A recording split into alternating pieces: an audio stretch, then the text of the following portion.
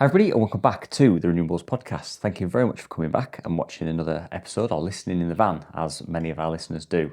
If you haven't already subscribed to the YouTube channel or following us on Spotify or wherever it is that you listen to podcasts, then why not head over and do that, and then you get a notification when another one of these podcasts come out. And the other thing we have is we have a bit of a members area, if you like, or an early access area to episodes. And if you pay a very small amount per month to help us support the podcast, then you get an episode early. And we'd very much appreciate if you went over and did that, if you can spare that little bit of money. So before we introduce our very excited guests, we've been having some great conversations off camera. How are you doing, Mark? How's your day been in this weather? It's been good. I've been tucked up in here all day, mate. The guys have been out on site and I've been preparing, doing a bit of a tidy up because it got a bit out of hand in here with some of the deliveries we'd had. So I've been out of it. We thought Nathan had hypothermia quite legitimately on Tuesday. He was shaking while he ate his lunch. We said this last week. The weather isn't great at the minute, is it? But we are where we are. And this is going to be an interesting chat, I think. I'm looking forward to it. Yeah, absolutely. Well, I've walked in here like an Eskimo today because I've been out in the in all weathers. But yeah, so we've got HDM Solar on today, and we are very much looking forward to learning more about the wholesale market. So we've got Adam and Ed. There we go. And they just told me the names, but there's always a little bit of doubt that creeps in. But yeah, thank you very much, guys, for coming and seeing us. And we're very much looking forward to a chat about the mysterious world of wholesaling, because we see the final bit of it, don't we, Mark, in our install businesses. But I'm sure there's a lot that goes on behind the scenes to get those panels or whatever else it is we're buying from you guys into our vans and onto site. So do you want to tell us a little bit about you guys and a bit about HDM? How about we? Absolutely. So quick intro. I'm Adam, as you've said. I'm Group CEO at HDM. Myself and business partner set up HDM 2.5 years ago. Ed, on my left, commercial manager. And you could tell us a bit more about yourself? Yeah. So I'm a commercial manager for HDM, so I look after our supplier relationships, procurement, how we look at our strategy, what our character is as a distributor. Our kind of push for the market as well comes a lot from that side of the business. Seen some strong growth, it's fair to say, in the 2.5 years. Do you say you're at 5 branches now? Yes, and we've got quite, shall we say, aggressive expansion plans as well. So the whole plan is to get as many branches as possible because we really want to put renewables everywhere around the country. Within a 2-hour delivery model, that's kind of what we're looking for. So as any new business, you have your issues, you have your fantastic ups and downs, and it's been a huge learning curve over the last 2.5 years, but it's been enjoyable. And like I said, we've got some huge plans moving forward. A little bit, we'll tell you a bit more about HDM Energies as well, which is a very interesting proposition. That's interesting about the branches, because historically in kind of the renewables world, it's all been very much delivery based from maybe like a central location. So the whole branches side, I think that's an interesting one to maybe dig into. So what's made you think about more of the branch model rather than maybe like a central location where you end up shipping from, if you like? Because I've been on it where, and I'm sure you have, Mark, where you're literally a couple of clamps short on a job. But you can't just go to. There's not everywhere stocks it. There's other people in the market that have branches everywhere, but some of them aren't renewables ones, and you kind of bang your head against the wall. So what's the kind of idea around the whole branch side? Yeah, so we see it as local business for local people, and you've hit the nail on the head there. Is we know we can service people better the more locations we've got, and also more importantly, pound notes and pence. Logistics charges are not cheap.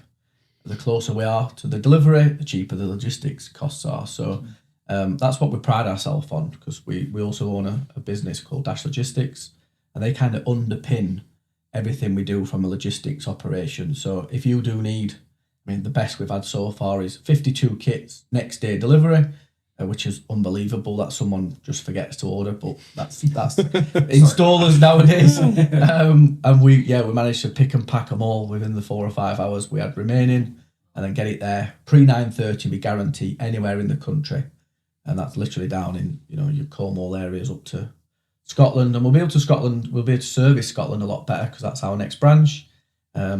been delayed a little bit because of an issue with the roof. So luckily we had a survey and we found out there was a leak. And if we didn't, obviously that would have been an issue for us, and the costs were 80 grand. So yeah, thankfully we paid £1,000 for a survey and it's the landlord's issue now. So it's just delayed the start because we want to make sure it's done properly. But we've got plans to open up in the northeast, northwest, Midlands, down in Devon, Cornwall area, Kent area, and then moving into Ireland and other places. But things take time, and you've just got to get the model right first and get all the mistakes out the way and do it properly. And then, as we are one of the fastest growing distributors, or as some people call us, the disruptors of the market, we're just trying to do it in our way. And our way is always about service, about adding value, various things we invest in. And you talked about just the logistics operation, having branches, but each branch has got technical support, a design service, and something Ed and myself will tell you a little bit about later is the training centres, which we're about to announce, which we're excited about. We've invested a lot of money in that, so we'll go on to that obviously a little bit later. So did you start from Hull then? I think is that where the first branch was? The first. Yes, and that's when Ed came as branch manager at Hull, didn't you? Yeah. So I worked with Ed previously at our other company together. So I've known Ed a while and always liked Ed, and I thought, come and join me. And he was running our Hull depot. We then opened Sheffield 6 weeks later, that we should have never been able to open. 20,000 square foot building. We were 6 weeks old, no money, nothing to start the business with. We haven't got a rich dad. And luckily, one of our installers was the installer for the landlord. The landlord said to him, "Do you trust these guys?" They were an old school landlord, which were perfect. And he came and he looked in whites of my eyes, shook my hand and said, "Are you going to pay me?" I'm like, "Yes, sir." And we managed to get hold of usually it takes 2 years to get a strong covenant for like these types of landlords to obviously take you on board. And I can't believe we got it, to be honest. So that's been our hub ever since. And then we opened up in Bournemouth. We have a fantastic team down south. Taya, Dean and Adam and the likes down there do a fantastic job. We then opened up at Basildon to service Essex, Norfolk type areas, going into London.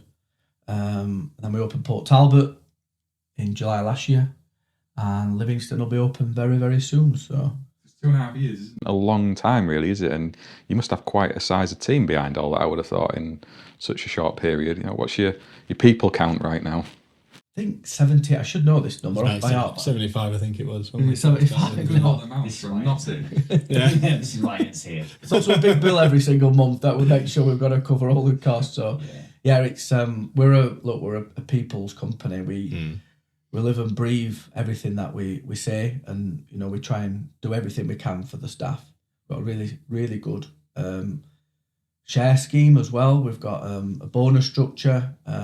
And when I came from that kind of corporate background, and I always said if I had my own business, I want it just to be more fun, more relaxed. So we have people rock up in flip-flops and shorts, and they bring the dog into work and various other stuff, and it's non-wholesaling. But look, we're trying to make it different and just fun to be around, because we all know that if you're having a bit of fun at work, you work better, and you work, you're invested in the company then, aren't you? So that's interesting. So your background wasn't necessarily renewables. It was a different area. Electrical wholesale, right? Okay. I did kind of like a management graduate type scheme. Always been involved in business since I was young. Family have always had businesses, only small scale businesses, but you learn a lot from different industries. Then took myself off to Africa and learned a bit there. Spent 2 years there, and then joined a big electrical wholesaler. And kind of learnt that side. But we did renewables for about 4 years before I set up HDM.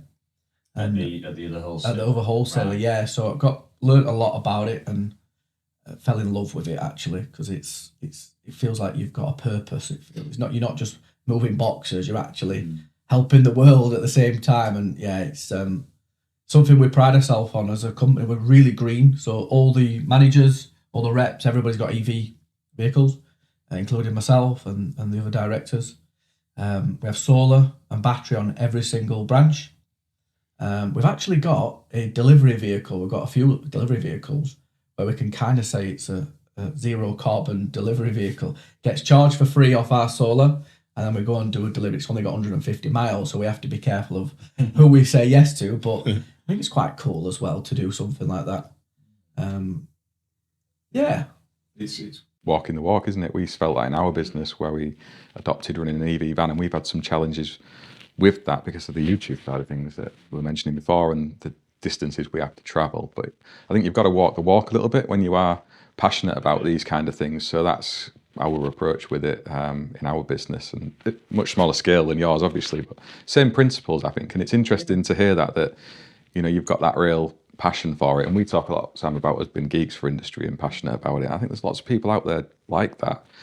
And when you dwell down on the kind of corporate side of it and the box shifting, you can kind of miss that sometimes. I think it's really good to hear that you on the wholesale side have got that same passion that we have as installers as well. Yeah, I think as well, like Adam talked about the local wholesaler, but the relationship side of it's always been the biggest thing for us. We come from a background of local electrical wholesale, and we recognise that relationships are not something that's been common in the industry with that centralised distribution hub method and online ordering and everything being very much box shifting and just being about that process. And for us, it was all about local relationships, building relationships with our installers, with our suppliers.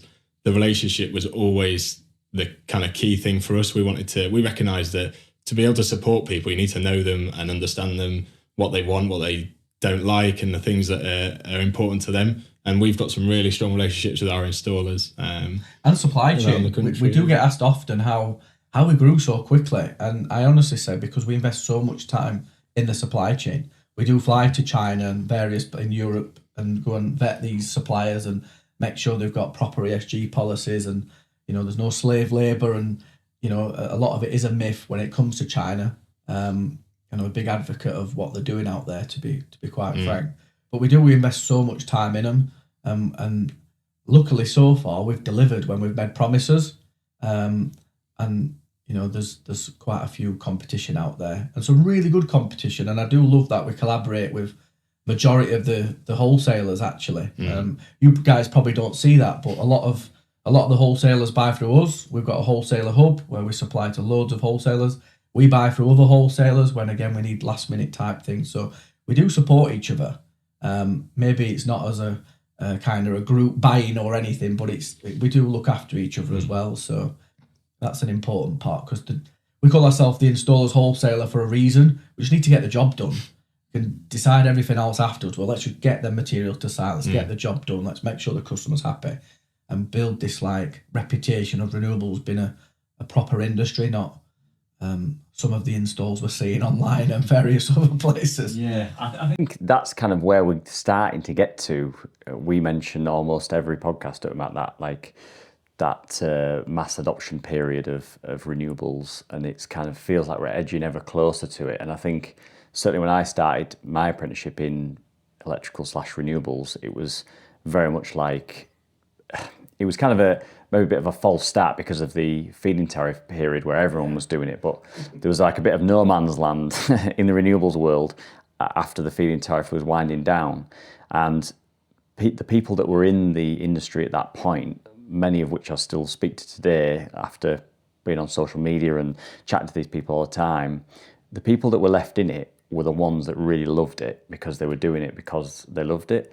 And I think what is nice to hear is there's also that in the wholesaling market, because I'm speaking for Mark here, but I certainly think more of the wholesale is like, right, we'll knock 2 pence off to beat them and they do this, and it's all about, shifting that pallet panels or whatever. And business is business, you got to make money, but it's nice to hear that there's a passion behind that, because I think that's what leads to really good service, because if both parties are passionate about it, then you're going to get a good result out of it at the end of the day. We live and breathe it, don't we? The supply chain is so important to us, because if the supplier's happy, we're happy, and then obviously you get the great service that come with it. You can't beat that. It's when someone's trying to shaft somebody else or just trying to make a little bit more, or it's just not how we do it. We've tried to do it the right way with suppliers, and we've had to take some big hits as well. We've had lots of our friendly competition, mainly one, call up many of our suppliers. You're not allowed to deal with Adam or HDM, etc., etc. And it has become a bit ruthless at times, but there's not one supplier we don't deal with that we want to deal with now. So, we're 2.5 years in and we've got everybody we needed to. So, how do you go about picking the stuff you are going to stock and supply? Because I imagine you get hit up all the time by people trying to sell stuff into the UK. I get it from companies all over the world pitching products into my inbox. So what's the kind of process you go through to vet some of this stuff before releasing it to market to us guys? We were speaking obviously off camera before, and it's actually really difficult because there's so much choice now. And obviously in Ed's role as the commercial manager, there's many people hitting us up on a daily basis. LinkedIn, I must get 10 people a week just saying, we can sell you this. Especially now with the batteries becoming more important and an integral part of what we're trying to do in Britain.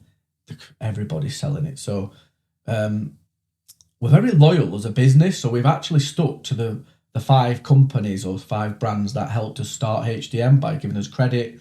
And that were all done on relationship because obviously we weren't worth anything on day one. And we still supply with, or we still trade with every single one of them. And then we have to look at what is the market, what do people want. So you look at the market, you've got different sectors, like your Teslas, EcoFlow and SIG are kind of in their own. You've got your Foxes, your SunSync and various others in that, Solax. And then you've got a really cheap end as well. And we tend to stay in the middle to the upper end. We don't want to sell on price. We never have said we're just going to sell on price. We'll let others do that. In terms of panels, we always want to be with a tier 1 manufacturer, usually top 7 or something in the world. So from a Bloomberg bankability, they're going to be safe. When it comes to inverters and batteries, again, we've got some really good brands, but we're looking at the market. We're looking at what's coming in. We're obviously flying to different trade shows, into solar and various places to see, that's interesting. And we always like to look left field. When everybody's going that way, HDM, myself, Dan in particular, is like, no, let's go this way. And we've had some that's burnt us and there's some that have been really good. So, we'll always try and look a little bit different, but essentially good ESG policies, really good people to work with, good technical, because we've got our own technical team, but we need their technical to train our technical so that we can then save them a lot of time and effort.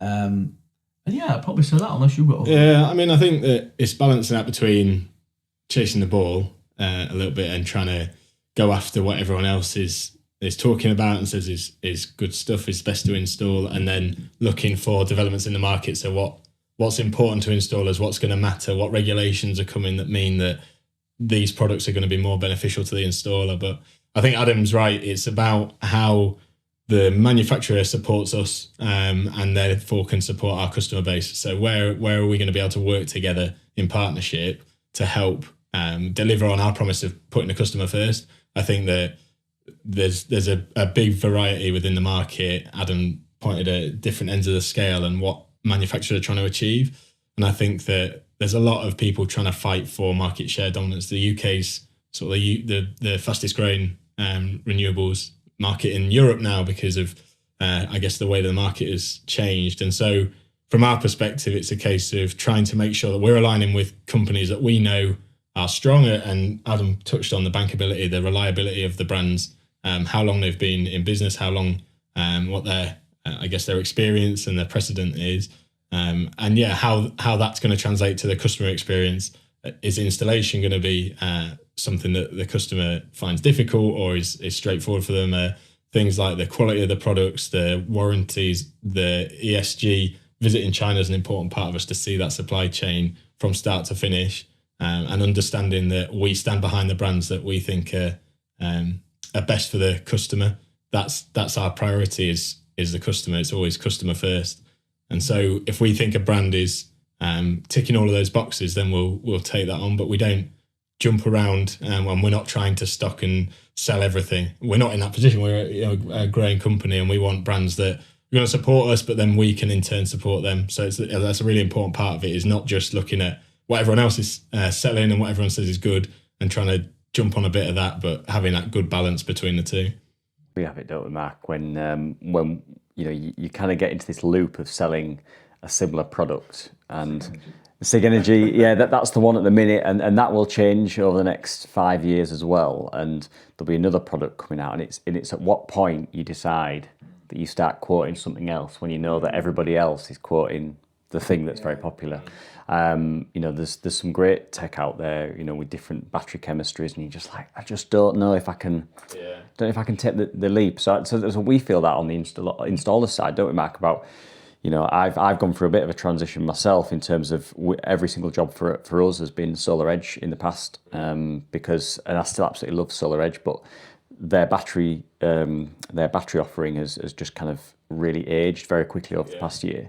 And then SIG Energy came to the fore, and driven by people like Mark and others in the industry, it's kind of like, well, I'm going to have to start offering this. I don't know if it's any good. It looks good, and do a bit of research into it. It looks good and all this sort of stuff. I think, no, I'm just going to have to make the leap. And now that's a system that we fit, the most of out of the jobs that we sell. Do you ever get asked for any microinverters? So it's brought up, but I'm not a massive fan of microinverter. I'm more of an optimizer. I'm more of an optimizer man. The Solar Edge, I guess, like that. I prefer the process of keeping things DC coming down to a central inverter, because in my experience, the inverter is one of the most common bits to fail. And I know there's obviously a 0.01% failure rate and all this on some of these manufacturers, but I like the fact we can do a bit more with the DC in terms of DC charging the batteries and all this other sort of stuff. So I don't like that potential necessarily being locked out on the roof or on the wall or wherever it is that you fit in the panels.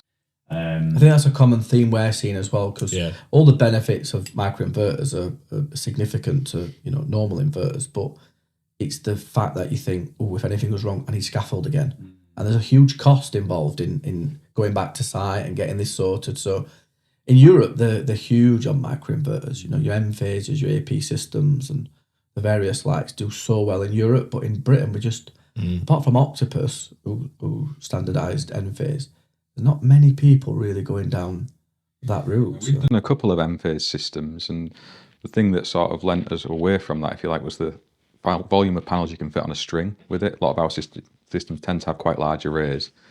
And then as Sam said, it's just the worry of the components, and it gets quite costly as well with some of these larger systems, rather than having a central inverter. If you've got, say, 30 microinverters on the roof, there is that, and it does play a part. But we still fit optimizers on every panel. So we use the Tiger optimizers, which is different to you guys on Solar Edge. But that's from the sort of safety function side. So we've still got that problem if that fails, the scaffold and getting back to it. But at least you've got vision of where that problem is. If you haven't got microinverters or you haven't got optimizers and you have a panel go wrong, where the hell that is on a roof. You've scaffolded the whole system, where you might get away with a scaffold tower or a smaller piece of scaffold to gain access to do something about it. So I think there is upsides to that, and I think the market will probably move more towards microinverters and optimized systems. We'll probably have it regulated towards it. I think it's coming. In the UK market space, I think we're a bit different, because our housing stock is all bricks, mortar, slate, tile. In Europe, there's a lot of timber construction. America and Canada the same, so they're moving ahead of that curve. I think we will follow there. The fire services we were talking about before recording will lead us towards that path, I think, in the end. I think you're right about things like regulation and the importance of having on-roof information. Like at the moment, unless you use optimizers, you've got next to no information about what's going on the roof.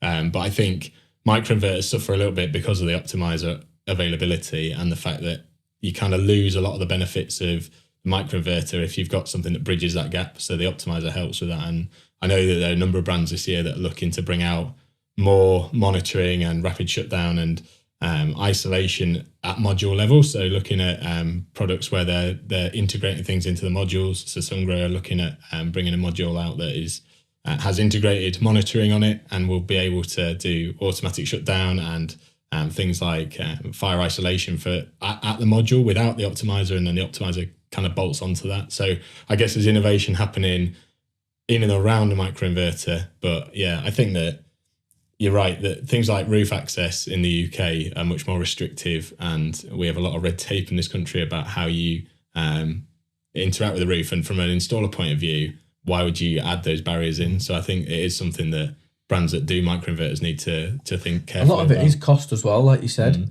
You know, and I know for a fact because we've got a small wholesaler in Norway, so we see the prices that they buy in Europe versus the prices that we can buy in Britain. And some of these manufacturers can make so much more money in Europe, so they rather sell it in Europe.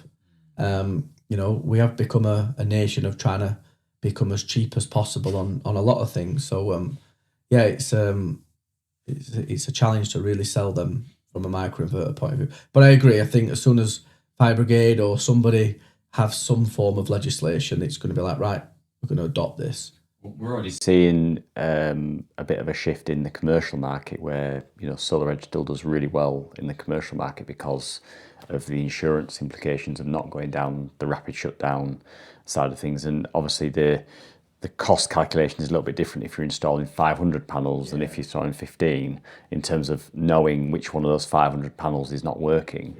I've been banging the drum about the whole monitoring part of optimizers for a long time, and the reality is that that'll land with some customers and they'll like that. But I think, like you were saying, Mark, it will be a point where the legislation comes in and goes, no, you need to be able to have module level shutdown to lock that potential issue up on the roof out the way before it starts arcing, or, you know, as it just has started arcing with the arc fault protection side of things, and shut it all down. And I've said for a little while that unfortunately I think it'll take some sort of major issue like a Grenfell or something like that. Hopefully it doesn't, but I think it'll take something like that where, you know, a row of houses suffer or something. There's going to be something that's going to happen because there are systems being thrown in all over the country, and it's only a matter of time before one of these things is going to catch us out, I think. Do you have to ever go back, or should I say back, to new installs for you where you've just seen, wow, a customer's just not happy with the installer, so they've called somebody else, and you just get to see a really shoddy install? Yeah. That's often. When we first came out on YouTube and First for Solar had gone under, we had maybe 5 or 6 consumers get in touch with us with the scaffolding still up, and one of them had about 20 broken tiles on the roof with water pouring in their bedrooms, an elderly couple. It was horrendous, and the cables just slung through the loft. Apparently the installers had been there 4 hours and they'd mounted, like, I think it was 20 panels, Give Energy inverter and stuff down in the garage. It was horrific. And another one where they ripped all his floor up, ready to string cables through the house, and then they literally gone bust the next day and left their house like that. So you're like picking up the pieces from that. And to be fair, over the last maybe, I don't know, year or so, I've seen less of it, to be honest. But I think it's still going on. Yeah, I've seen lots of feed-in tariff systems that have just been, you know, properly shonked in. They're just, I think I've maybe even said on this podcast before about one that really sticks in my mind about an inverter in a loft where the DC cables had, the inverter was at one side of the loft on like a little dwarf wall, and the cables came through right on the far side of the roof, and there was not one clip on these DC cables coming in, just straight, no DC isolators, straight into the MC4s on the bottom of the inverter. But the inverter on this little dwarf wall was right next to where the main loft hatch was. And what had happened was that there was just a few boxes around the loft hatch where they'd just thrown them in through the loft. And one of the boxes had, because it was trapping the cable, one of the boxes, I think it was even the Christmas tree, but it had gone up, and it then, as they dropped it down, it had then landed on the DC cables and ripped them out from the bottom of the inverter. And they called me in because they weren't generating anything, submitted the readings, and they're like, it's not changed in a quarter. And I went up there, and these 2 live DC cables are trapped under this box like that. And I'm thinking, I'm looking around, it's just cardboard everywhere. There's no isolation, no rapid shutdown, nothing. So it's just there, these 2 live cables. I'm thinking, God, if they'd have put another box up there that had knocked them together, or, you know, as they'd done that, as they'd fallen together, that would have burnt the roof off, because there was no real smoke alarm in there and all of this. And I think when you do start to experience that sort of stuff and you go to jobs and you have that kind of issue, it's not necessarily my problem, it's not, you know, it wasn't my install, but you kind of look at it and you think, wow, this whole PAS document and the strong guidance to fit smoke alarms in properties and check the smoke alarm, system that's in there. And I'm looking at this and I'm thinking, just going back to these instances where I'm like, that if they'd have had a smoke alarm in there and something did happen, at least they would have got out. The smoke alarm ain't going to put that fire out, but at least they would have got out. If that had have happened and they weren't aware of it, and suddenly the roof is on fire, and they're maybe at the back of the house, and suddenly the house full with smoke, and it was a young family there. You just think suddenly these rules that many installers and companies we come up against when we're pricing jobs, that they don't include this. Suddenly I'm thinking this is why we're going to include these bits, because I've seen what could potentially happen on this stuff, and it needs to be properly addressed. And we lose jobs over it, but so there is some real bad installs out there, and there always will be. You can't really get away from that, but it's making sure that what I do and people kind of in my circle of people I chat to, that we're all trying to lift each other's standards all the time, just to make sure that we're not feeding that beast of price, speed, all the time. And it's a bit of a challenge, isn't it, Mark? Market is big enough though, and it's quite refreshing to hear that people are trying to elevate each other as well. But there's obviously always going to be them other installers who are just like, no, we're just going to win on price, because it's the easiest way into. Anybody can win on price. And in wholesale, as you've already said, you can win on 20 pence, you can win on £1 on a solar panel. But what other value are people offering? Is it a quicker delivery so men are not waiting on site, or women? In terms of the install, that's an important part that people they forget. And if there's a mistake, who corrects it? And again, labour is a big cost of any install. And I think, it's super important that we keep elevating each other to be better. Yeah, absolutely. In our network, we've certainly got a lot of installers who are like you guys, helping each other out. We help each other out as well, and that does go on. Sometimes you miss sight of that with all of the stuff that's chatted about online and things. And there's definitely a group of installers out there who want more knowledge as well, who come into this sector wanting to get involved in it, been on the training and not maybe got the skills we were expecting. We certainly had that in my business 3 years ago, which is what led this place we're sat in now to sort of exist in the way that it does. And you must see that with contractors coming through your doors picking kits week to week. Yeah, we've got, it probably leads perfectly onto something we're launching very soon, the training centres. So I've always been a big advocate of training development. Ever since I was younger, just love to learn, love to become better in myself, and hopefully bring people around me, their levels up as well. So me and Ed got our heads together in terms of these training centres.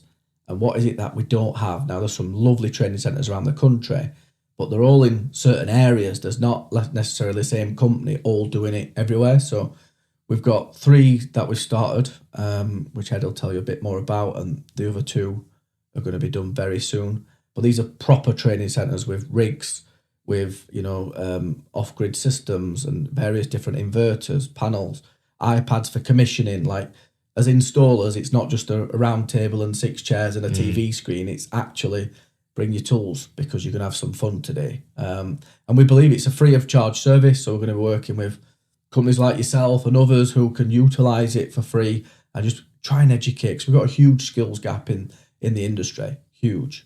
And I think, it's our kind of duty to do something about it. So you're excited about it as well. Yeah, very. It's a big part of what I'm doing at the moment, is focusing on how we develop those centres to be not just training centres and places where people can get trained, but really high quality training that's actually engaging. I think Adam touched on it. We've seen training delivered by different people where it's just so difficult to see how an installer's getting anything out of it. There's a lot of PowerPoint presentation going on and screen-based learning, but I know for myself, but a lot of installers, they want to be able to get hands-on with the products. And realistically, for an installer in this country as well, like, it's quite a big risk to take a punt on a new product or a new way of doing something.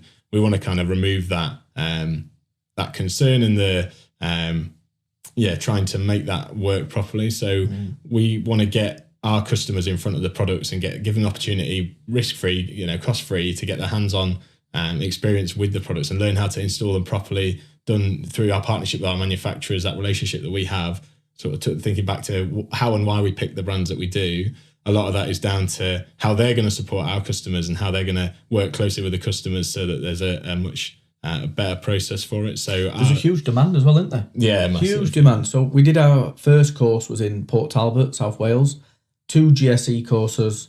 Within 2 hours, we'd fill 20 people on the course, 2 separate courses. It was just like, wow. Yeah. Okay, this has shown us that we need to do more of it, guys, because there's definitely not enough happening for the installers of the company. So the guys that you're sending to go and do your installs, they're going and installing, but how much actual personal development they're getting in a year? How much education are they getting? You know, and it's not just stick to the things you know. Sometimes a customer might want a different brand. So it's like, oh, I need to learn what this is and key features and benefits of it and what it can do for the customer. So yeah, and we talked a bit off camera about how quickly the industry moves. There's a new product every 6 weeks coming out, and it is difficult for us to adapt to that. As distributors, that's a really challenging thing because we have to plan ahead for these things. And for us, we want to be able to get installers on the front end of that. We don't want them feeling like they're having to always catch up. We want to put them in front of the brand new products and say, right, this is a brand new product from this manufacturer. Our training centres have all got a practical space with single phase, 3-phase distribution, so they're able to then commission a system from box all the way to right through to the commissioning process, and be able to interact with that product, see what it's actually like to put it on the wall, not just the nice presentation that tells you this is, it's going to take you 5 minutes to install this product. Like from our perspective, it's about giving the installer the opportunity to have the confidence that they're doing it in the right way, and that they can then pass that information on to the end user as well. So being able to interact not just with the hardware, but the software that goes along with it, particularly when we're talking about things like energy trading and being able to export your energy. That's something that's been done for a long time in Europe and around the world, but we're kind of catching up in this country as to how we interact better with our energy system in this country. And I think that making sure installers understand how to then communicate that to the end user is massively important, particularly as we look at how solar is being interacted with by people in homes and in businesses around the country. It can't just stop when the installer leaves the system commissioned. The consumer needs to be able to understand how to engage with their products as well. Such an important part, I think, that is. Then the wholesale space do a really good job of that, delivering lots of it, but there's just not enough for the volume of people who want the knowledge. There really isn't. So full credit to you for doing it. And we see it from some of the brands out there as well. You went to the ICO training quite recently, didn't you? Different area of industry, but the same principle. Excellent training that's been given to installers, generally at no cost.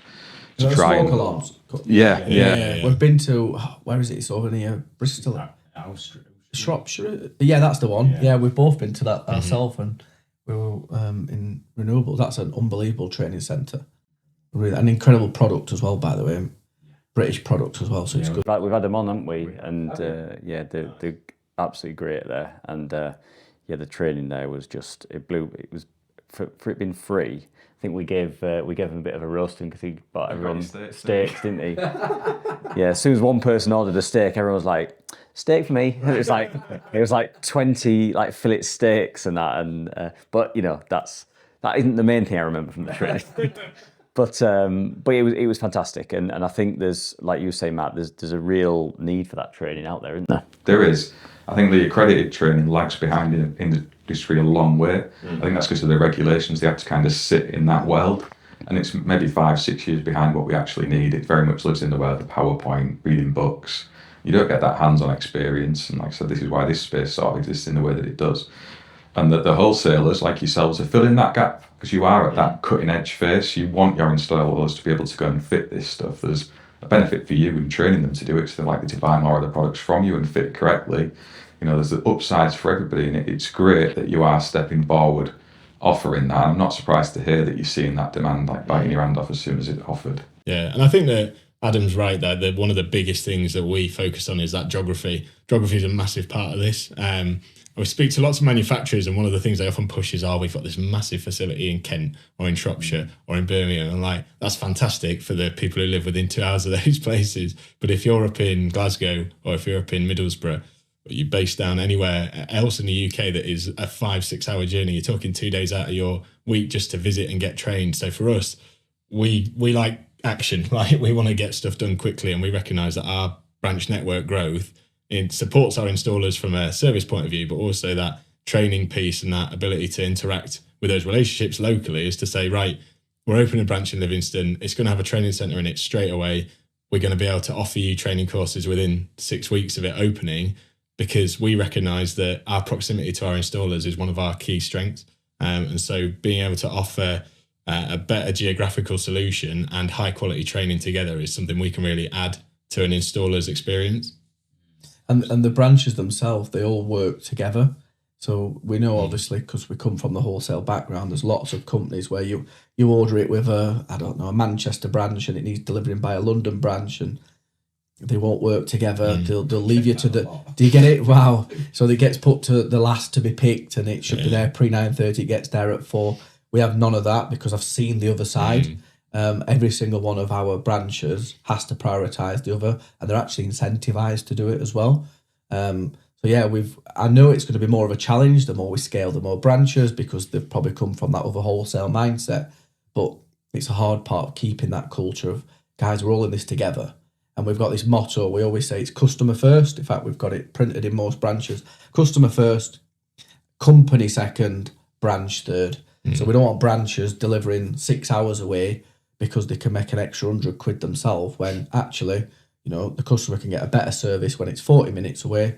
And more importantly, it's a better experience as well. So yeah, it's a big part of it, actually.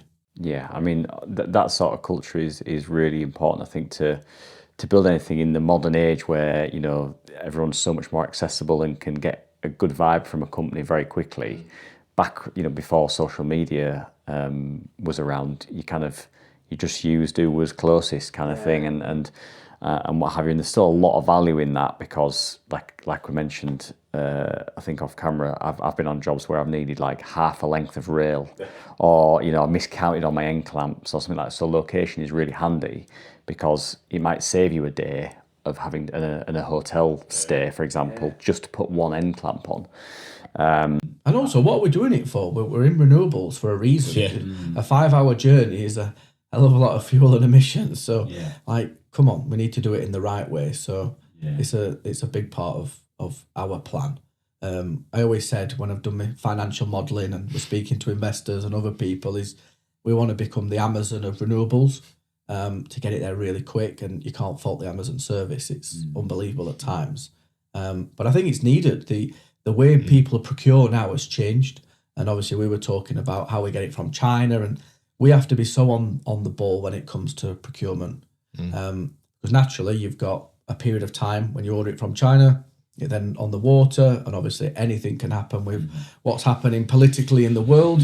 So we've gone from a 30-odd day delivery to like a 46-day delivery. And for us to be really dynamic and get the right products in, where we can't be overstocked, because then you have an issue with being overstocked and people trying to fire sell, versus not having enough stock to service your customers. So it'd be so much easier if our lovely installers give us a week's notice. It'd be amazing.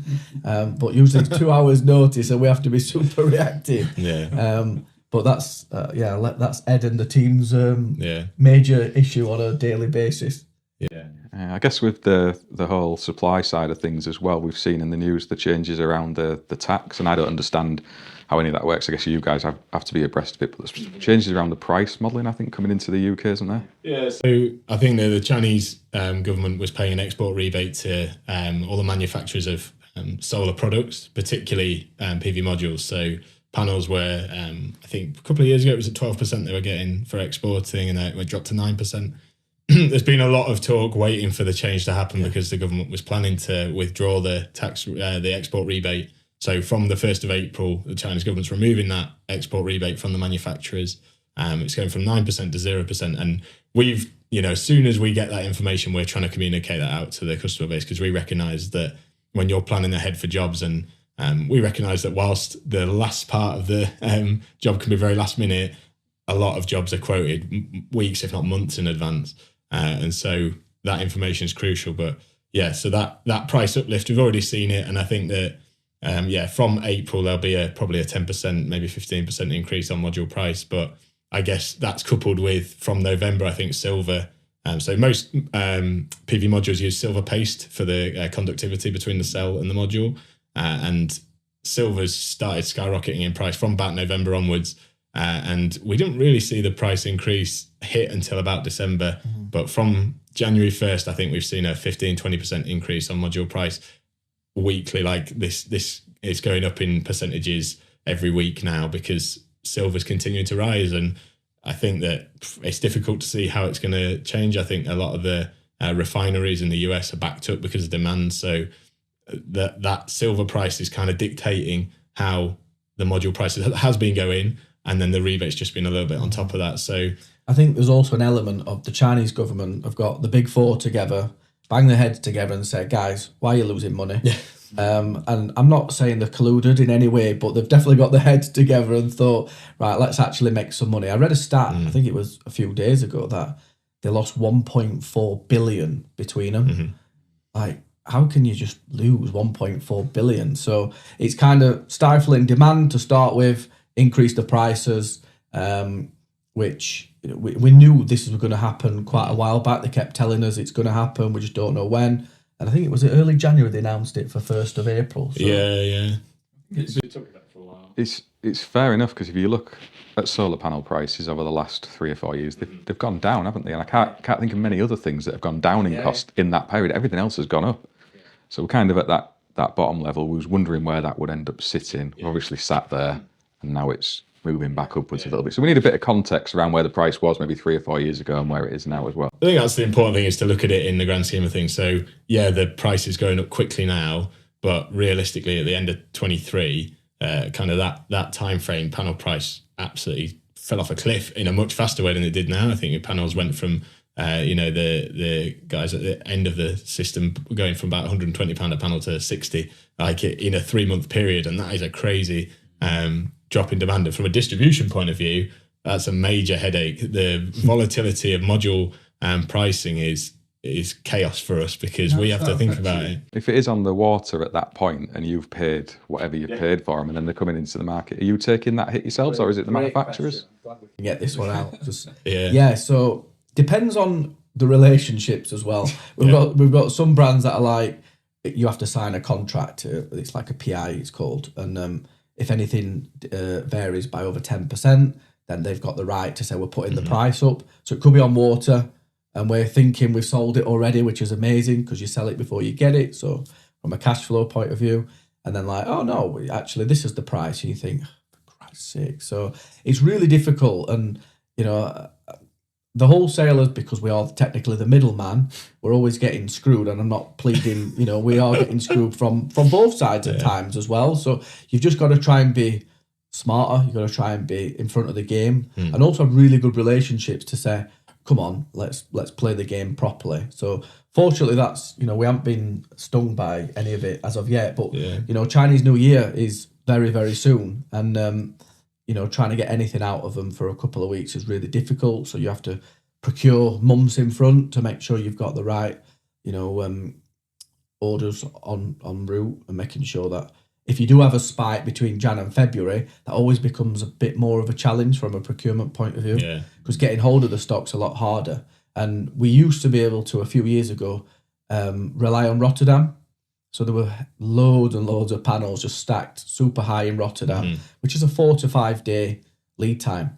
So really easy to manage. Yeah. Now there's not as many in Rotterdam, especially from the brands that we're supplying. Yeah. So we have to go straight to China, but it's a 60-day process. So the Rotterdam thing drove the price crash in the first place, because China was just producing modules, and Rotterdam got to the point where all of the ports were at capacity, and they had containers waiting to arrive. At that point, the fire selling started, and that was when the price fell off a cliff, because they were having to just shed product for the new product that was coming in, because all of the manufacturers were being paid on their export rebate. So they were getting money for exporting regardless of whether they were actually selling the product. And so this is the important point, was they were sending it out of China, filling up every port they could around the world, and then the price fell off. And that was when they started losing money. So I think it's a bit of a kind of circular thing that's happened in the last 3 or 4 years. And also America, or Trump deciding that, in fact it was before, that any goods can't be Chinese, so it has to have some form of base in America for it to be classed as American. So that's why a lot of it got dumped in Europe, which why the price came heavily. So we'll start to see it go up. You know, we've heard some things between 20 and 30%. And all we can do is, like we've done on our socials, whenever we get any nugget of information, just keep posting it out there. You know, Do you think that'll lead to more manufacturing in the UK again? We were speaking a little bit before the podcast. Do you see that as been something here? We might have a solar panel made in the UK. I don't think there is one at the minute, is there? No. So from a government perspective, so I've been in from Solar Energy UK supply chain events, and we've had DESNES and quite a few people from government attend. And the first questions are, how can we get manufacturing in the UK? Which for all of us would be amazing if we could, because I'd love to sell British product. You know, buy from your own, sell to your own. It's what it's about. But cost of electricity is ridiculous. For anybody to manufacture, as we all know, a lot of our manufacturing over the decades has moved out to the Far East. So it might be one of them where they say they want it, but I think in a real world it ain't going to happen. Just, you know, I do think there's a market for it though. You know, I do think the MOD and various other different types of customers want to buy British. They want to see that you know, that British flag on the side of the box and be like, you know what, I'm supporting our own.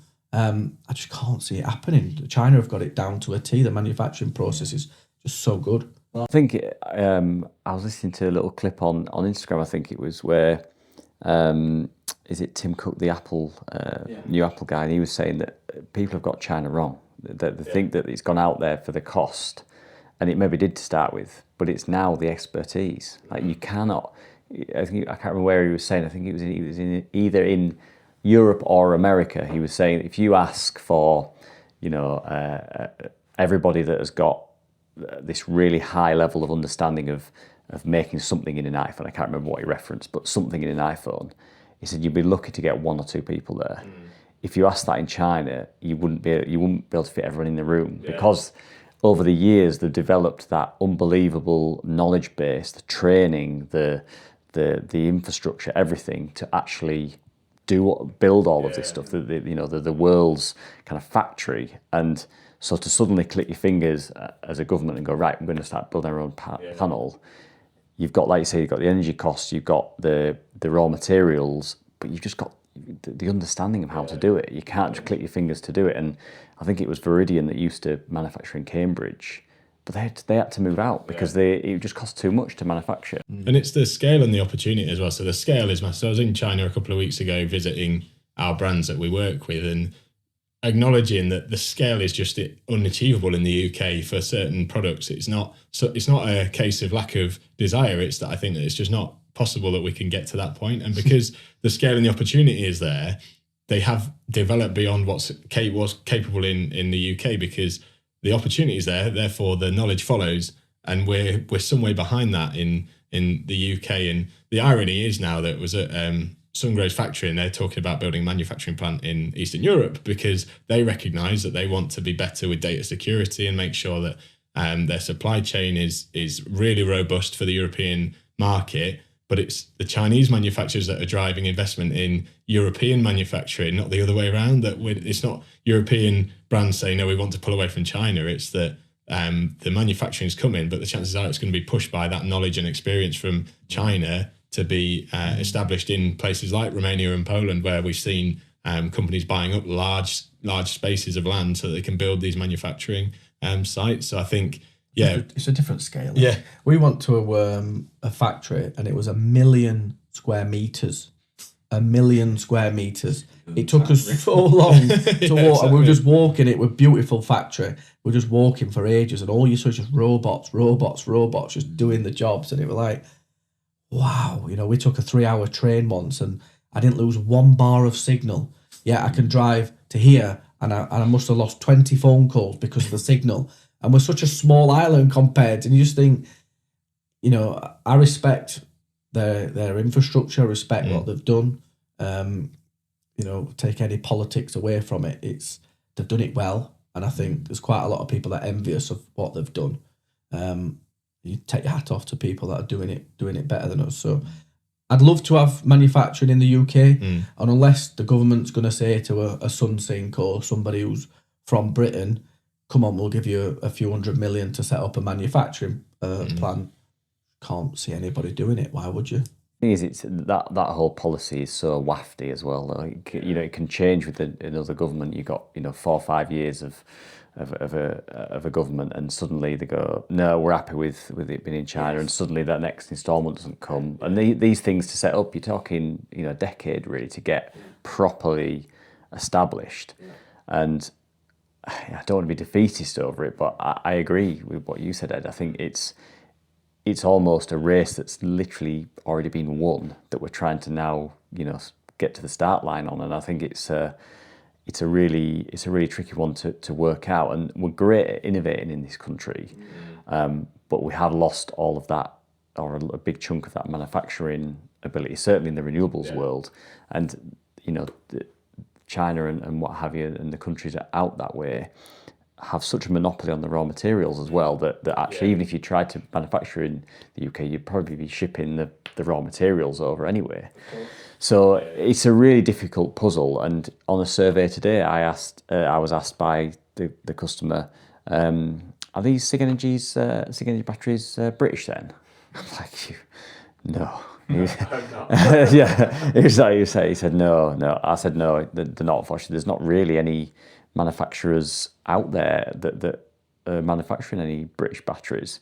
I think there's 1 or 2 real small ones, but again, they'll be shipping in the cells and everything. So it's a difficult puzzle, and I think it's one of them where to know where we sit currently and operate as the world is, and go, right, well, what can we do to try and go forward? Things like AI and go forward with stuff like that we can actually potentially make some headway in, and actually go, well, it's a puzzle that has already been solved, and we are going to really struggle to get anywhere near manufacturing that.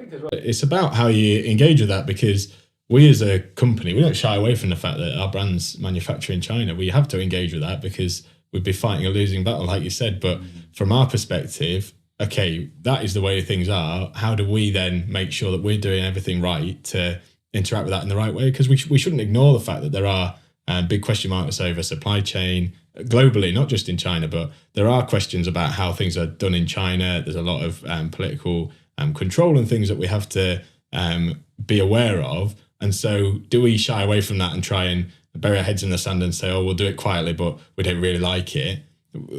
People keep China at arm's length, but I think it's better to engage. It's always better to engage than to just turn a blind eye. So it's better for us to get involved in the supply chain, get closer to our manufacturers, make sure that we're standing behind the brands that we know and trust are doing things in the right way, and they can prove that to us repeatedly, not just as a one-off or a quick showpiece, but we're regularly going to be engaging with our suppliers globally so that we can make sure that we are comfortable passing on those products to our installers and then the customers that they're engaging with. And we can stand behind that. And I think that there is a lot of discussion about, or there's a bit of a grey area about China, things like that. And I think that probably is true in a lot of cases, but our country has done a good job in trying to highlight those things and trying to improve the situation in other countries, but also to then engage properly with those brands, to engage with the right brands and make sure that we're doing everything we can to make sure that our customers are benefiting from that experience that we have. And we, it's all about education and support for our customers. It's always going to be our customer first. We talked about how do we protect against things like price changes on the water. It's about our relationship with our suppliers. We want to protect our customers. We can't protect our customers if we don't trust our supply chain. And I think proper engagement with the manufacturer is better than just saying, oh, yeah, it's China, but we have to deal with it. We talked about panels, but also batteries are changing as well. So the rebate on the batteries is also going, but that's later on in this year. And then by next year, it's fully gone. So price of the batteries will eventually go up. Because again, they've come down considerably since, a couple of years ago. So that'll start to go up. I think that's an interesting point for some of the consumers who maybe watch, because I get this question a lot, that why are the install prices going up while the supply prices are going down, and you're just taking the meat in the middle. And that's not what's happening, but I think there is a misconception out there that this stuff is just going to keep getting cheaper and cheaper and cheaper over time. And as I mentioned earlier, lots of things out there have got more expensive the last 5 years or so, and that should be the expected norm. I think these prices are going to shift upwards, and maybe stop squeezing the installer prices quite so much, because we're not sat with Lambos in the car park, are we, Sam? Well, there's some. We see some, which is insane. But you pay for one. yeah. Well, how are you dealing with this potential price rise then, Mark, on an install level? Because I'm kind of, my head's all over with it, because it's kind of like, when do you start kind of preemptively quoting the higher price? Because it's one of them where I almost think that, from my side, real quickly before I get your opinion on it, I'm kind of like, I'll wait for that issue to arise and then I'll address it then, because I know for a fact companies that we'll be quoting against won't be yet putting that 10, 20, 30% on the panel price. But what's your kind of head saying on that one? Yeah, we try and insulate a little bit by keeping stock in our supply chain of pallets of panels that they're looking at after for us, but it only really sees us through a very small window of time, really. So it's just keeping abreast of information as it comes out as best you can, and trying to forecast as much as you can, because our design stage might be 3 months behind the actual delivery point with where we're at the minute. And I don't think there's a way to really navigate that with full knowledge and protection in all cases. I think there is an element of risk there. So it's when you're pricing, it's factoring that risk in. I think it's so important for us as installers. There's risk in every product we deliver. It could be that an optimizer goes wrong, we've got to go back with a bit of scaffold sort. It could be that prices rise. So you need that fat priced in consistently across what you're doing, and you'll see that on the wholesale game as well, pricing that fat in so you can cover yourselves when something does bite you in the backside. But there's not enough of that goes on from an electrician's point of view, and you referenced that in some content a couple of weeks ago now, where we're not trained in this kind of stuff, are we? Running businesses and financial management and understanding all the things. We're trading our craft, and then we kind of lead forward into the business element, and we're winging it to a large degree, learning from costly mistakes and hoping that we kind of get away with it from the majority of the time. I mean, in the renewables game, the installer has never been expected to do so much as they are now. I remember, like I said, when I was an apprentice, you were there for a day, 2 days, because there was no battery, and the roofers were putting the panels on, you were putting the radial to the inverter, installing the generation meters, chatting about where cable runs went. You did your testing, you flicked the inverter on, yeah, it's working, you filled out the feed-in tariff application form, you shook the hand, you got a penguin biscuit, and you were off. And but now you're kind of in that era of, right, well, what's your electricity tariff? When's your cheap rate kick in? Have you thought about swapping to this electricity provider? All right, you want backup protection? Okay, right, we need to put an earth rod. Suddenly we're in this world of almost like consultancy. Rather than just going those beautiful days of the feed-in tariff where it was, right, you're getting 16 panels. I don't care what you say, you're getting 16 panels, you're getting a 3.6 kilowatt inverter, and you'll be happy with it. That's kind of the sales tactics of it, and it'll pay itself back in 7 years, and you'll be in the money going forward. Whereas now it's so complicated trying to sell a job because of all the different variables that a customer needs to be aware of in terms of the cheap rate, charging up on the cheap rate, how much the solar's going to generate, charging your car from the solar, discharging your car into your house, all this stuff, and suddenly the payback calculations are almost worthless because it depends what each company's factored in. But the electrician is expected, or the company that the electrician works for is expected to handle all of this whilst also running at a cheaper rate than they maybe were, during the feed-in tariff days. And the reality is, the maths don't math. You can't do it. It's an overload as well with everything that's happening in terms of products. So we really struggle with differentiation. And what I mean by that, we've got like fact sheets. So like Fox can do this, you've got SunSync does this, you've got Sync can do this, and EcoFlow can do this. Because there's so much that they're adding nowadays, fire suppression, and you go to -30 installs, and it's like, well, we won't have -30 in Britain. That is a fact. So send them over to Scandinavia.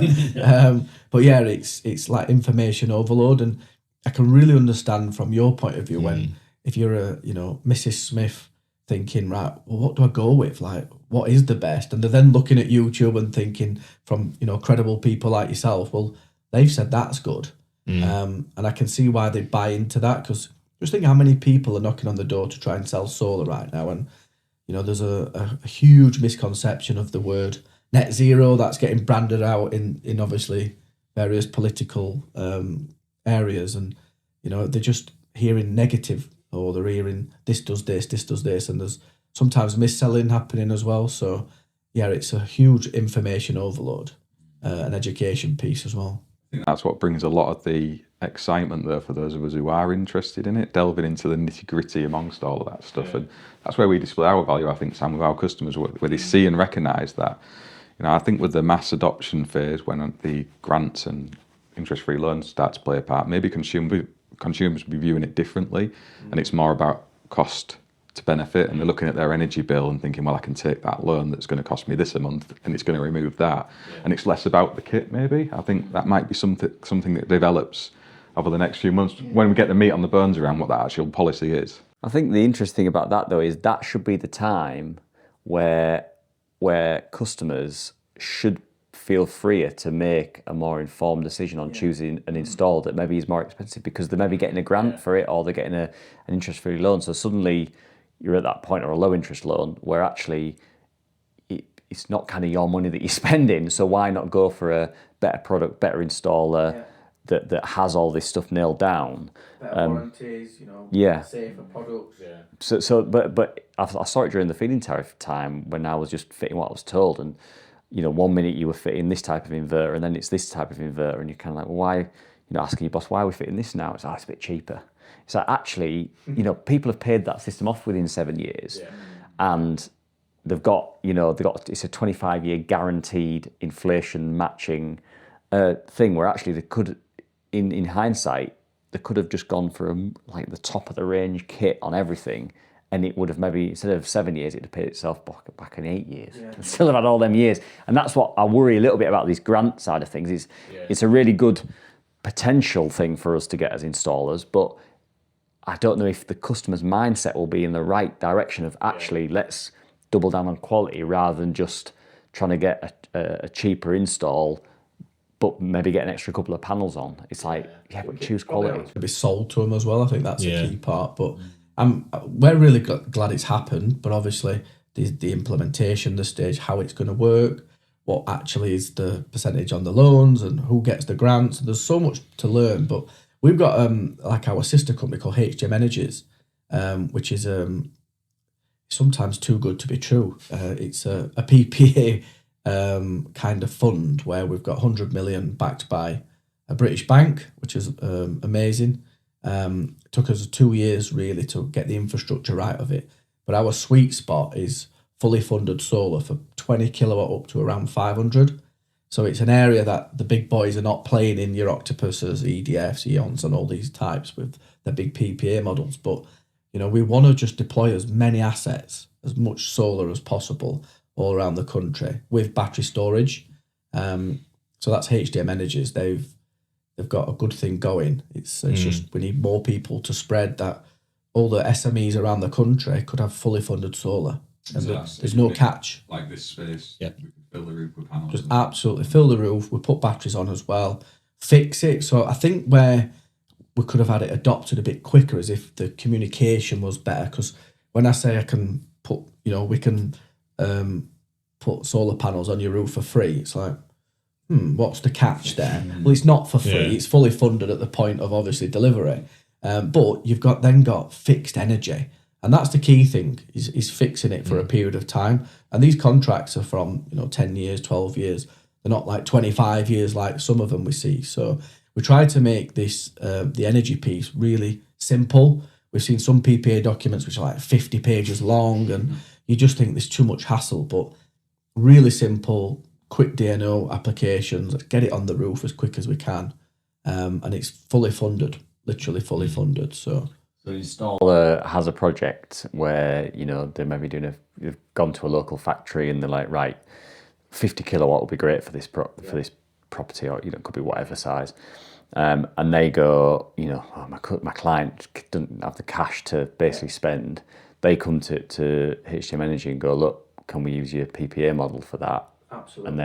And then that would effectively, if I remember the PPA model right, you effectively pay off the installation via the energy cost. Is it? So the client gets an electricity rate. 19 pence. So something like that, which is cheaper initially by probably 30 pence, but over the period of the time they just pay off that that full install. So they always say if you've got the money, it's obviously cheaper just to buy it yourself. Yeah. But a lot of these SMEs don't have it, or they don't want to go and spend 100 grand. Yeah. Absolutely. So we can help with that, and that's, you know, because again we are green people. We want to go and just, you know, mass adopt this, get it around all the SMEs. You know, we're not interested in your Amazon warehouses and all this type of stuff, because that's not the you know, the area we're targeting. But football clubs, you know, manufacturing plants, warehouses like this, anything where energy is consumed. Yeah, quite a bit. Leisure centres, schools, like it's very much a big, broad spectrum of industries and organisations that they're engaging with. And I think one of my favourite things about Energies, and Dan is very passionate about this, is making sure that the developments in the industry don't just mean that it works better for Energies, but it's better for the people that they're working with and their customers, the people that they're offering these packages to. They want to make it as easy as possible for those customers to be green, to use renewable energy. It's about deploying green energy around the country as flexibly as possible. And I think that's really important. And so my favourite part about that is interacting with the guys at Energies and saying, how do new products and new energy developments mean that they can offer more flexible options to their customers? So things like arbitrage is a massive conversation piece. There's lots of people talk about it in Europe, and how you can utilise larger commercial battery storage to do 2 hourly, 4 hourly discharges and charge rates. So using that low rate in overnight to be able to charge up your batteries at a cheaper rate, so that when energy demand is high later in the day and energy usage is much more expensive, being able to discharge that back and take the export tariff back, and then giving that back to the customer. So utilising all of these different techniques with new technology to make the PPA Energies model more appealing and attractive to the installers and the customers as well. We created like an ecosystem. The whole reason HDM Solar Wholesale was created by myself and Dan 2.5 years ago is on the back of the idea from Dan for HDM Energies. So that's how we literally formed. The idea was to kind of underpin the Energies piece. What actually happened is wholesale went like this, and Energies took 2 years of building the infrastructure. So, you know, it's been an interesting one. But, you know, I truly believe in just mass adoption of solar for those that, because we've created this ecosystem as well, we're only using the installers of the wholesale department.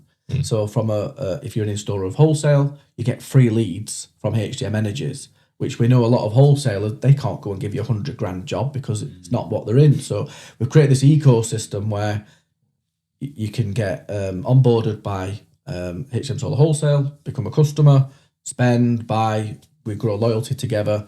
We then obviously pass you across to Energies if that's something you want to do. But what we've seen, it's another add-on for you guys, because you can then go and sell to Mr. Smith again, who's like, oh, my customer can't afford 50 grand. Well, no problem, I've got another avenue for you. And you can do it in various different ways.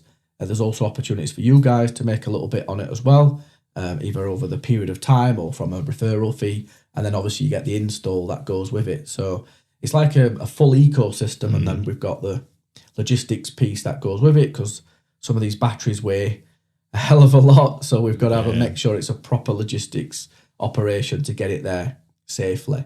So yeah, that's a little bit about the Energies piece, which obviously the wholesale part was formed because of the idea of Energies. It really is. I mean, your passion for the industry really comes over in this chat, and I'm conscious of time. We could sit talking to you all night, to be fair. It's been really, really interesting. But is there kind of a vision going forward? You've been at this 2.5 years, which is the blink of an eye, really, if you're honest, to go from where you were to what you're offering now. Full credit to you, but what's kind of the forward-looking plan for HDM Wholesale and Energies? You're scaling your size, I guess. Yeah, I think from a wholesale perspective, it's about opening more branches. The more branches, the better the service. We talked about being the Amazon of renewables. That's the kind of the plan. And then from an Energies piece is to become a proper energy company eventually, and make sure you've got assets all around the country with solar and battery storage. Because, who knows where we'll be in a few years, and it might be blackouts or whatever, and you're going to need energy, you're going to need it stored inside a battery somewhere. So kind of that's the plan. They've got a 2 gigawatt forecast to achieve, so it's a very, very ambitious plan. But Just a bit. That's a lot. yeah, exactly. But it's still really minute in terms of what the UK government wants for obviously net zero. So is that the HDM Energy? You've got a 2.2 gigawatt. So and that's companies on, or companies or properties that have the PPA systems on. Right. Okay. Absolutely. But our major issue actually on energies is there's too many customers. It's literally everything you look at. Well, we could put solar on it, and we're a big believer of putting it on rooftops because we could power the whole of Britain by just chucking solar panels on the rooftops. We've got the space. We don't have to use the land from the farmers, etc. I do understand why some farmers would do it. It's a nice, quick and easy win, guaranteed for 25, 30 years, whatever the contract is. But we've got the rooftop space, and we've got a company that's backed by a British bank that can fund it for you. We went to Westminster, me and Dan, a few months ago now, and it were actually just before the Warmer Homes Plan should have been announced and wasn't announced. But we had MPs from all the parties there. We had think tanks. We had all the largest installers in the country all around a table, and it was a really, really insightful evening. But what it told me is the major issue that most companies find is price. They can't afford to adopt solar. Most of them want it, and they also want the ESG where they can tick it off to say we're now a greener business. They just can't afford to do it. So it's really good that the government have brought out the Warmer Homes Plan. We'll see what happens with it. But obviously there is alternatives out there from an SME point of view. And the beauty is the installers of the wholesale department or company, they get the benefit of selling it and then installing it as well. Yeah, some of these companies that I've spoken to are really cash strapped and don't take the money out of their cash flow, and getting a loan, like a business loan to do it, and all of this can get quite confusing. And I think a lot of them just go, it's just not worth we'll just put our heads back in the sand with it. So stuff like that is, I know it's not a new thing, but it's every time I kind of hear about it, one of our guests talks about it, I'm kind of thinking that's such a sensible way for a company to go. So no, it's really interesting. I think talk about the vision as well. Like, I think it's easy to get caught up in the challenges and the things that we see as potentially negative and downsides of the industry, price increases, massive influx of installers, which then drives concern about installation quality, and we've got insurance and regulation and all these developments. But actually, I think it's a really positive picture for the UK. Like, the renewables market is growing so fast. And we're trying to keep up, but actually it's a really exciting time to be doing solar and renewables. EV charging is on a massive upward spike, and I think for us it's a positive journey. Like, we want to be opening branches, we want to see installers achieving bigger and greater installs and doing more and more exciting things. You talked about the fact that installers have got to learn so many more new skills. That's a really important part of what we want to do, is support installers. How are they going to get that education to be able to, you're essentially creating microgrids in people's houses as little power plants, and that's exciting. People are being able to generate their own electricity and be independent from the grid and reliance on that. So I think, from my perspective, I'm excited about what we're doing and our part in a really exciting industry. There's going to be challenges, and we're going to see a lot of difficulties as that scales and grows. We see that from the fact that we're growing quickly and trying to deal with scaling that. But I think it is a really good time to be involved in industry, and navigating that's always going to be difficult. But the more it grows, the more we see technology advancements. I think, it can only be a positive thing from a renewables point of view. Such an important and inspiring way to end our conversation, I think, because that's something that gets missed. Well, we do dwell on the negative quite a bit sometimes, and there's a much more positive outlook, I think, for everyone in this sector. So credit you, Ed, for bringing that up in the conversation towards the end there. For anyone else who's inspired, like I am, listening to you guys, I'm definitely going to be having a conversation about maybe opening a HDM solar account for my business, because we don't currently have one. And they're watching this. What's the best way for them to get in touch with you? Is it on the website, through your socials? Where can they find you? Well, online, it's just trade. You big button at the top of the website, and there's a bit of details to fill out, ID, and then send it across. Within 10 minutes, your account will be live. You'll have credit available. We're trying to make it as smooth as possible, not 1 or 2 days to then, you've got an account with us. It's, and then we've got an onboarding team. So they'll give you a call, they'll find out a bit more about your company. Just trying to ram stuff down your throat. You have to take this. It's learning and listening. what actually do you want? What is the solution? Because that is sales after all, is how can we provide a solution to some of your current problems? So after the onboarding team, you then get given an account manager, and then that account manager looks after you for the foreseeable. And when we talk about training as well, when that's been done, signing up to our newsletter will allow people to know what's happening with our training. We're very open about that. We've said we're offering this for free. It's not a gimmick. We're not expecting someone to have an account before they come along to the training. We want everyone to come and get trained on these products. It benefits us and it benefits the installer as well. So anyone who wants to know more about that, keep an eye on our website and newsletter to see when our training dates are coming up for everything from roofing all the way through to batteries and inverters. Great. Yeah, I've really enjoyed that. I always underestimate the wholesaler ones because, I think there's so much that goes on in the background that us as installers or business owners don't really see, and all of the hurdles that have to be jumped over on your side, and the whole price increase on the water are always like, I don't know how I would sleep until that container was sat, on my forecourt, but no, it's great to hear the passion and the stuff that you've managed to achieve in such a short space of time. So yeah, thank you both very much for coming on. Yeah, thank you for having inviting us, guys. No, thank you very much for coming to visit us, and apologies for the phone signal in Driffield. We're lagging behind the times out this way. It's absolutely dreadful. It's not the best, so I do apologise on the town's behalf. If you've enjoyed watching this episode, as always, don't forget to give us a like and subscribe to us. And Sam mentioned at the start, you can listen a week ahead if you go off over onto Spotify and click the option to do so. Huge thanks to you guys again for coming in to talk to us. And if you've got any comments more widely about that, drop them in as always. And otherwise, we'll see you on the next one. That's it.